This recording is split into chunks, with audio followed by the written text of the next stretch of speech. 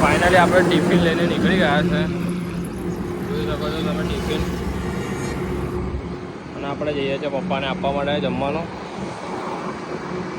Hello guys, તો આપણું આ ફ્રીજ હવે બગડી ગયું છે.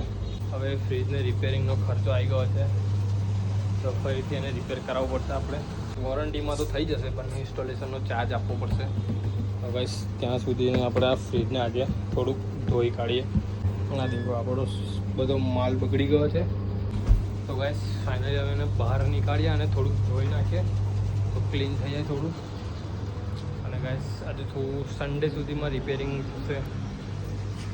સર્વિસવાળા ભાઈ એવું કીધું છે. ત્યાં સુધીનો તો આપણી થોડી લોસ જ છે, નુકસાન જ છે. તો ચલો ફટાફટ એને ધોઈએ.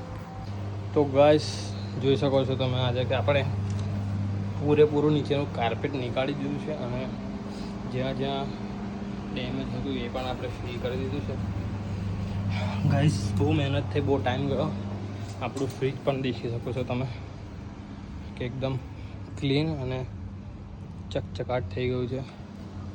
અને એની સાથે ગાઈઝ દેખો આપણા ઘોડા બી રેડી થઈ ગયા છે 3 આગળનો વિડીયો તમને પાર્ટ 2માં જોવા મળશે.